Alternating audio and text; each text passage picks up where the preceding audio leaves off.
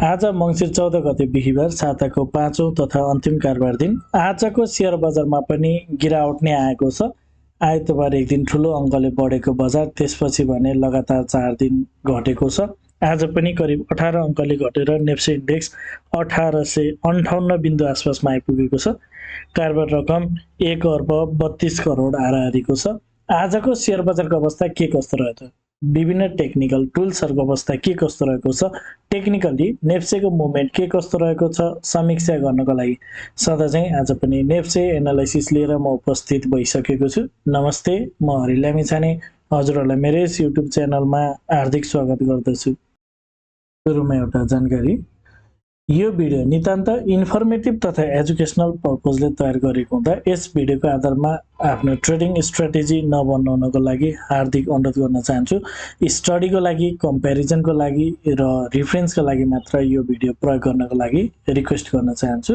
साथै यदि हजुरहरू मसँग एडभान्स लेभलको टेक्निकल एनालाइसिसको कोर्स गर्न चाहनुहुन्छ भने, विशेष गरी द स्मार्ट मनी कन्सेप्टको कोर्स गर्न चाहनुहुन्छ भने कृपया स्क्रिनमा देखाएको नम्बरमा सम्पर्क गर्नुहोला।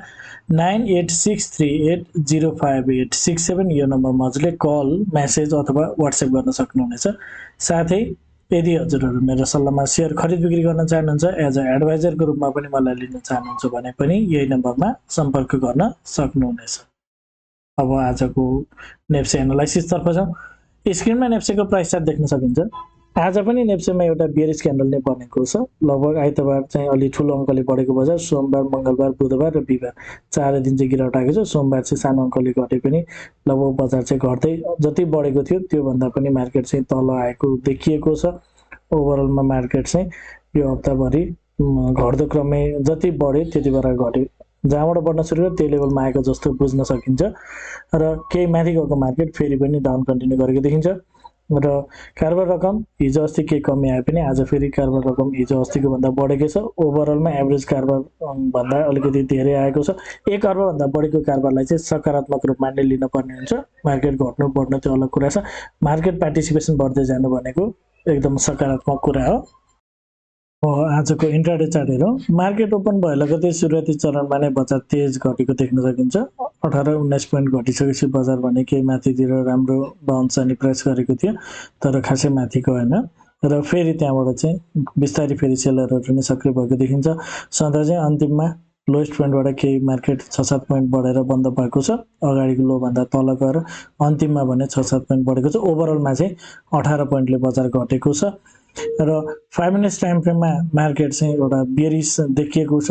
एउटा टप लगाइसकेपछिको च्यानल भने एउटा बियरिश जस्तो देखिएको छ। मार्केटले अगाडि बढ्नेवाला राम्रो बढेको थियो, त्यस पछाडि एउटा हाई पोइन्ट क्रिएट गरिसकेपछि पनि मार्केटको ट्रेन्ड चाहिँ बियरिश रहेको छ।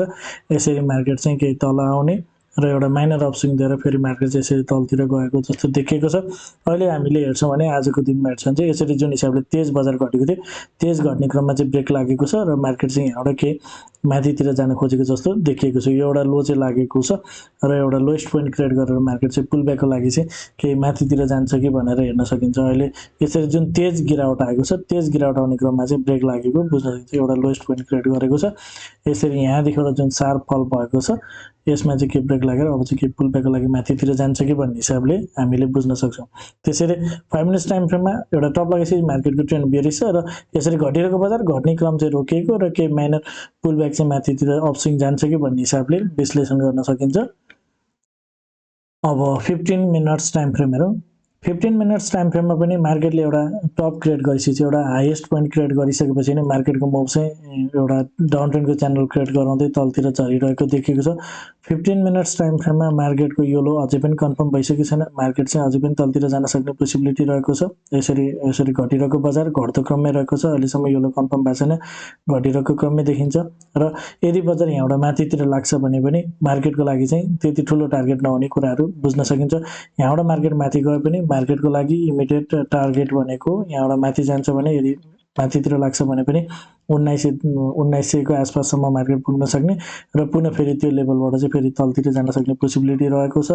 मार्केट 15 मिनट्स टाइम फ्रेममा एउटा हाइएस्ट पोइन्ट क्रिएट गरेपछि डाउन ट्रेन्डको च्यानल क्रिएट गरेको हुनाले मार्केट तलतिर जान सक्ने पोसिबिलिटी चाहिँ बढिरहेको छ। र जुन हिसाबले हामीले यसरी हेर्छौँ भने अगाडिको हाईलाई पार गर्दै मार्केट चाहिँ माथितिर गएको छ, एउटा बुलिश ट्रेन्ड छ, यो हाईभन्दा यता माथि गएको हुनाले मार्केट अप ट्रेन्डको च्यानल छ, बुलिश भइसकेको छ 15 मिनट्समा भनेर हामीले एनालाइसिस गर्छौँ र यो हिसाबले मार्केटको यो जुन अहिले फल भइरहेको छ यो एउटा नर्मल करेक्सनको रूपमा जुन एउटा तेज माथितिर गएको थियो यो इम्पल्सिभ मुभको चाहिँ करेक्टिभ मुभ हो भनेर मात्र सोध्छौँ भने मार्केट चाहिँ यसरी माथितिर जान सक्छ भन्ने हिसाबले एनालाइसिस गर्न सकिन्छ। तर यसको चान्स भनेको चाहिँ धेरै नै कम छ। मार्केट चाहिँ यो हिसाबले माथितिर जान सक्ने चान्स चाहिँ एकदम कम रहेको मेरो आफ्नो एनालाइसिसमा रहेको छ। माथि गइहाल्यो भने पनि मार्केट यहाँबाट माथितिर लागिहाल्छ भने पनि फेरि मार्केट चाहिँ 1900 को रेन्जको आसपासबाट नै फेरि तलतिर जान सक्ने पोसिबिलिटी चाहिँ धेरै हुनसक्छ भन्ने मेरो आफ्नो एनालाइसिसमा रहेको छ। अब आवरली टाइम फ्रेममा यसमा खासै क्यान्डल्सहरूको फर्मेसन त्यति राम्रो देखिएको छैन, सिस्टममा प्रब्लम छ। आवरली टाइम फ्रेममा बनेको क्यान्डल जुन छ यसले चाहिँ मार्केटमा केही माथितिर जान सक्ने खालको इन्डिकेट गरे पनि अल्टिमेटली मार्केटले जुन हिसाबले चाहिँ यहाँबाट माथितिर गइरहेको थियो एउटा यो माथि लाग्ने क्रममा अगाडिको हाईभन्दा माथितिर गयो नि माथितिर सस्टेन नगरेको हुनाले चाहिँ मार्केट फेरि यो लोको दाँजोमा चाहिँ यतापट्टि लोवर लो नै फर्मेसन गर्न जान्छ कि भन्ने हिसाबले हामीले एनालाइसिस गर्न सक्छौँ। र आवरली टाइम फ्रेममा पनि जुन हिसाबले बजार चाहिँ यहाँबाट माथितिर गएको छ, एउटा तेज र्यालीका साथ माथि गएको थियो, सो यो एउटा इम्पल्सिभ मुभ पछिको एउटा नर्मल करेक्सन हो। फेरि मार्केट यसरी माथितिर जान्छ भन्नको लागि चाहिँ त्यति सान्दर्भिक नहुने, त्यति राम्रो नहुने चाहिँ बुझ्न सकिन्छ। मार्केटले माथि जाने क्रममा अगाडिको यो जुन हाई छ योभन्दा माथितिर यदि सस्टेन गरेको भए र त्यसपछि करेक्सन आएको भए योभन्दा माथि क्लोज गरेर अगाडिको जुन 1916 को हाई छ योभन्दा माथितिर क्लोज गरेर त्यसपछि चाहिँ करेक्सन आएको भए त्यो करेक्सनको बाई गर्न सक्ने अपर्च्युनिटीहरू बन्न सक्थ्यो। जस्तै मार्केट माथि जाने क्रममा क्लियरली योभन्दा माथि सस्टेन गरेर त्यसपछि करेक्सन आएको भए चाहिँ मार्केट यसरी माथितिर जान्छ कि अप ट्रेन्डको च्यानल क्रिएट गर्छ कि भन्ने हुन्थ्यो। किनभने यो हाईभन्दा अर्को हाई माथितिर बन्थ्यो, बुलिस भइसक्थ्यो अनि आउने करेक्सनमा बाई हुन्थ्यो। तर मार्केट चाहिँ योभन्दा अगाडिको हाईभन्दा माथितिर गए पनि माथितिर नटिकेर फेरि इमिडिएटली तलतिर फल भएको हुनाले चाहिँ यो एउटा नर्मल करेक्सन नभइकन जुन यो माथितिर गएको मुभ चाहिँ करेक्टिभ मुभ र फेरि यो तलको मुभ चाहिँ major move, impulsive down move चाहिँ आउन हुनसक्छ। यो हिसाबले चाहिँ हामीले बुझ्नुपर्ने हुन्छ। अहिलेको लागि मार्केट डाउन ट्रेन्डमा छ, स्टिल योलोभन्दा योलो तलै छ, कुनै पनि हायर फर्मेसन नभएको हुनाले मार्केट माथि गए पनि तलतिर जान सक्ने कुरा चाहिँ नगार्न सकिँदैन। आवरली क्यान्डल हेर्दा अन्तिमको के क्यान्डलकै माथितिर लग्यो भने अल्टिमेटली घट्दो क्रमकै मार्केट देखिन्छ, यो लो चाहिँ कन्फर्म भइसकेको देखिँदैन। त्यस्तै डेली टाइम फ्रेममा हिजोको क्यान्डलले मार्केट केही तलतिर जान सक्छ भन्ने इन्डिकेट गर्छ भन्ने कुरा थियो र आजको क्यान्डलले हिजोको क्यान्डलको कन्टिन्युटी गरेको छ। फेरि सो त आजको क्यान्डलले पनि नेक्स्ट मुभमेन्ट चाहिँ तलतिर जान सक्ने, डाउन गर्ने हिजोको क्यान्डल भन्दा आज बेरिस क्यान्डल नै बनेको हुनाले फेरि यसले चाहिँ डाउन कन्टिन्यू गर्छ कि भनेर हेर्न सकिन्छ। तर 5 मिनट्समा 15 मिनट्समा मार्केट चाहिँ एकदम एग्रेसिभली डाउन भइसकेको हुनाले केही पुलब्याक दिएर मात्र तलतिर जान सक्ने स्थितिहरू चाहिँ हुनसक्छ। यो कुराहरू हामी बुझ्न सक्छौँ। र मार्केट अगाडिदेखि नै सेयर गरेको कुरा यसरी एउटा लो क्रिएट गरिसकेपछि माथि जाने क्रममा अगाडिको हाईभन्दा माथि गए पनि माथितिर टिक्न सकेको छैन र मार्केट चाहिँ फेरि पनि तलतिर रिभर्स भएको छ। र मार्केट सामान्य हामीले हेर्छौँ भने चाहिँ मार्केटले फेरि पनि यसरी माथि गएको मार्केट योभन्दा माथितिर अगाडिको हाईभन्दा माथि नटिकेको हुनाले फेरि पनि यसरी तलतिर जान्छ भनेर हेर्न सकिन्छ। र तल आउने क्रममा मार्केट साइडवेज बस्न सक्छ, किनभने पटक मार्केटले चाहिँ यो लेभलमा एकचोटि दुईचोटि तीनचोटि चारचोटि चाहिँ यो लेभलमा आइसकेको छ, चौथो पटक आउँदैछ। सो यो लेभलमा मार्केट फेरि पनि केही साइडवेज बस्न सक्छ, तर ब्रेक गर्न सक्ने चान्स पनि बढी छ। साइडवेज बसेर पनि ब्रेक गर्न सक्ला, तर माथितिरको चान्स भन्दा तलतिरको चान्स चाहिँ धेरै रहेको कुरा मेरो आफ्नो एनालाइसिसमा रहेको कुरा सेयर गर्न चाहन्छु। कन्क्लुजन भन्ने हो भने 5 मिनट्स टाइम फ्रेममा मार्केट घट्दो क्रममै देखेको छ, एउटा लो क्रिएट गरेर चाहिँ केही माथितिर थोरै गएर अनि बल्ल चल्छ कि जस्तो, एउटा इम्पल्सिभ डाउन भएको हुनाले केही पुलब्याक चाहिँ जान्छ कि जस्तो देखाएको छ। एउटा लो चाहिँ कन्फर्म गरेर माथि जाँदैछ। 15 मिनट्स टाइम फ्रेममा मार्केट एकरो घटिरहेकै देखिएको छ, मार्केट अन्डर करेक्सन नै देखिएको छ, डाउन ट्रेन्ड कन्टिन्यू नै छ।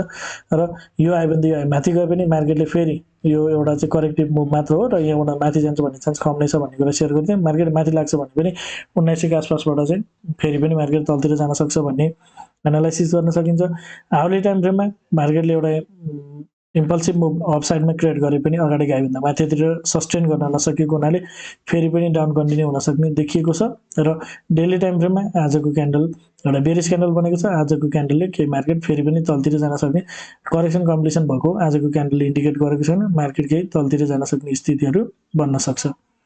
हजुरहरूलाई मेरो भिडियो के कस्तो लागिरहेको छ कमेन्टमा जानकारी गराइदिनु होला। भिडियो मन परेको छ, उपयोगी भइरहेको छ, भिडियोले हजुरहरूलाई केही सहयोग पुर्याइरहेको छ भने भिडियोमा एक लाइक भने अवश्य गरिदिनु होला। साथै च्यानलमा नयाँ हुनुहुन्छ, पहिलोपटक हेर्दै हुनुहुन्छ अथवा अहिलेसम्म पनि च्यानल सब्स्क्राइब गर्नुभएको छैन भने च्यानल सब्स्क्राइब गरिदिनु होला भन्न चाहन्छु। हवस् त, धन्यवाद, नमस्ते।